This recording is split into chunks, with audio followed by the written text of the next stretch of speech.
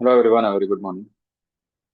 So today is Wednesday and 14th of January and देख लीजिए सुबह में मैंने आपको एक ओपनिंग डिप के बारे में बात की थी वो शॉर्ट वीडियो में कि अगर निफ्टी में कोई डिप आई तो वो खुलते ही आएगी और वही एक डिप होगी जहां पे बाइंग बन जाएगी और मार्केट जो है वो शूट अप ही करेगा।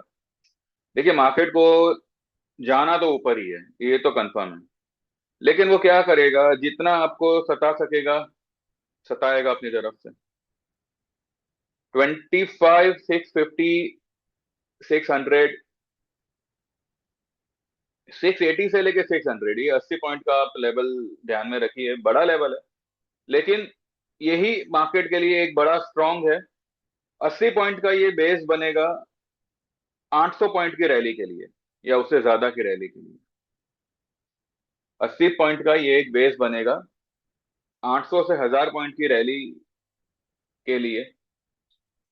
और ये रैली भले सस्टेन हो ना हो वो बात की बात है, पर ये रैली होगी जरूर, उतना मैं समझता हूँ। तो देखते हैं, फिलहाल 760 की उसने हाई बनाई है निफ्टी ने फिलहाल, और 638 की लो बनाई है। अब जैसे जैसे ये अपनी हाई को क्रॉस करता जाएगा ना, वैसे वैसे उसमें जो है शॉर्ट कवरिंग एक बड़े लेवल पे आती जाएगी। तो अभी 760 क्रॉस करने पर 780 820 ये एक लेवल्स रहेंगे। 820 के ऊपर there will be a massive short covering और एक एक एक बड़ा वाला पुश मार्केट को मिल सकता है। ठीक है, एक बड़ा वाला पुश मार्केट को मिल सकता है जो 880 की तरफ ले जावे और 920 की तरफ ले जाएगा। ओवरऑल मुझे लगता है जैसे ही इसने 720 800 का लेवल क्रॉस किया, या मानिए 820 का लेवल क्रॉस किया, टू बी मोर प्रिसाइज, 820 के ऊपर 100 150 पॉइंट की रैली मार्केट आपको यूं ही दे देगा। आज बेसिकली मुझे यही लग रहा है कि आज सिर्फ और सिर्फ शॉर्ट कवरिंग का दिन है। और इसी शॉर्ट कवरिंग के चक्कर में there could be a swing trade for the buyers, जो लोग लॉन्ग पोजीशन में हैं। आइए मैं आपको एक चीज दिखाता हूं जिससे आपको कुछ समझ में आएगा। क्या समझ में आएगा वो तो राम जाने, लेकिन अगर कुछ समझ सकेगा तो डेफिनेटली आपको समझ में आएगा। ठीक है, ये फिलहाल निफ्टी को देख देख लें, उसके बाद आगे बढ़ते हैं।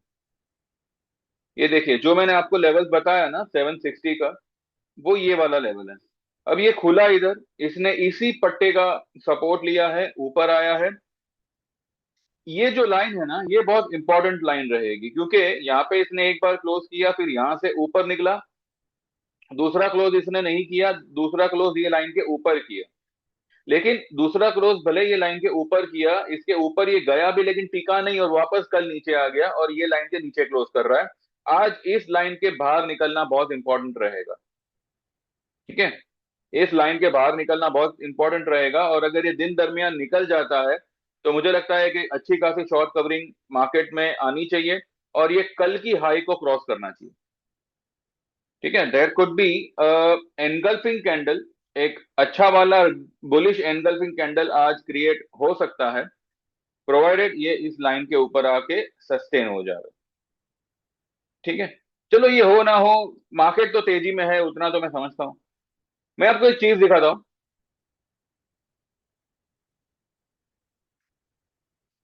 मेरी जानकारी में सिर्फ एक ही मेरे क्लाइंट ने ये ट्रेड को लिया हुआ था, और उन्होंने 2 बार इस ट्रेड को एवरेज भी किया हुआ था। 2 बार। ये ये जो मैसेज है ना, ये मैसेज मैंने कब दिया था पता है आपको? 26 नवंबर को। 26/11 यहाँ पे लिखा हुआ है। 26/11/2005 को मैंने 11:05 पे ये ट्रेड दिया था, सेल फेडरल बैंक, 257 पे सेल करने बोला था। और स्पेसिफिकली मैंने 26 जनवरी को लिखा था कि 26 नवंबर को लिखा था कि जनवरी का पुट लेना, 250 का या फिर 245 का पुट लेना, जनवरी का लिखा हुआ है। सीएमपी पर ले लेना, जैन का will be better as this is a slow moving stock. कम से कम ये स्टॉक 245 235 तक आएगा नीचे। उस वक्त ये चल रहा था 257। ये स्टॉक में हम लोगों ने अक्टूबर में भी पोजीशन ली थी, नहीं गिरा। नवंबर में ली, नहीं गिरा। दिसंबर की हमारी पोजीशन नहीं थी, हमने जनवरी की पोजीशन ली थी, लेकिन ये स्टॉक दिसंबर में भी नहीं गिरा। इसीलिए जनवरी की पोजीशन मैंने बोला था लेने को, कि आप जनवरी का पुट लीजिएगा। कोई फ्यूचर भी शॉर्ट करे तो जनवरी का करना, लेकिन मुझे नहीं लगता। लोगों ने दिसंबर का ही फ्यूचर शॉर्ट किया था, लेकिन कुछ खास मिल नहीं पाया उनको उसमें। पुट जो मैंने लेने कहा था ना, 4 रुपए का हमारा पहला बाइंग था।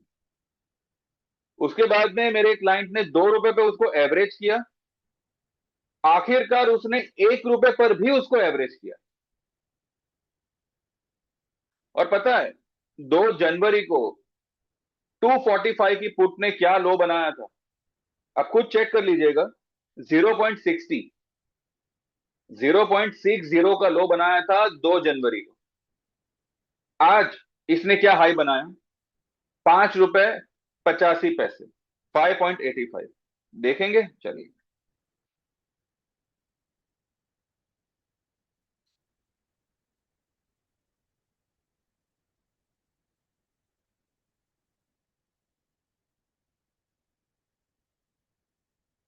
ये, और इससे पहले 30 दिसंबर को इसी पुट ने ओपनिंग ही किया था 10 पैसे पे। 10 पैसे पे ओपनिंग किया था और 1 रुपए का हाई बना के बंद हुआ था। 80 पैसे, हाँ, 1 रुपए का हाई बनाया और 80 पैसे पे बंद हुआ था। उसके बाद में 2 जनवरी को इसने 60 पैसे का लो बनाया था, और आज इसने 5 रुपए 85 पैसे का हाई बनाया। ये आपके सामने है। इसका अगर आप लॉट साइज देखें, 5,000 का लॉट साइज है।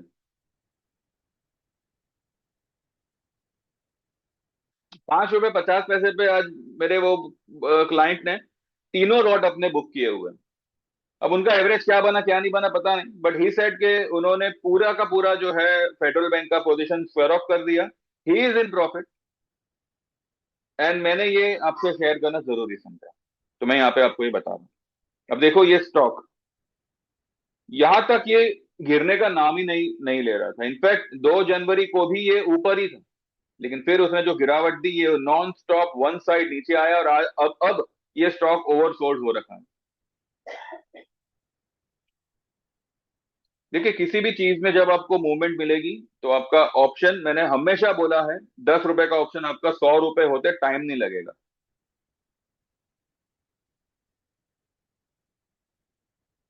बाकी देख लीजिए, जैसे आपको जमे वो हिसाब से। मेरा काम तो है भाई, यहाँ पे बन गया। मैंने जो आपको लेवल्स बताए थे निफ्टी के भी, तो निफ्टी फिलहाल उसी लेवल के इर्द गिर्द काम कर रहा है। बस 760 के ऊपर निकलना चाहिए, तो 780 का लेवल आएगा। 780 को क्रॉस करेगा तो 820 का लेवल आएगा। 820 को क्रॉस करेगा तो 880 and 920, this will be the levels. और 920 के ऊपर, 930 के ऊपर, इनफैक्ट 930 के ऊपर there will be a minor breakout, जिसके चलते हो सकता है फ्राइडे के दिन या तो एक बड़े गैप अप से खुले। और अगर मानिए कोर्ट का, यूएस कोर्ट का वर्डिक्ट टैरिफ को लेके अगर नेगेटिव आया, तो मे बी थोड़ा बहुत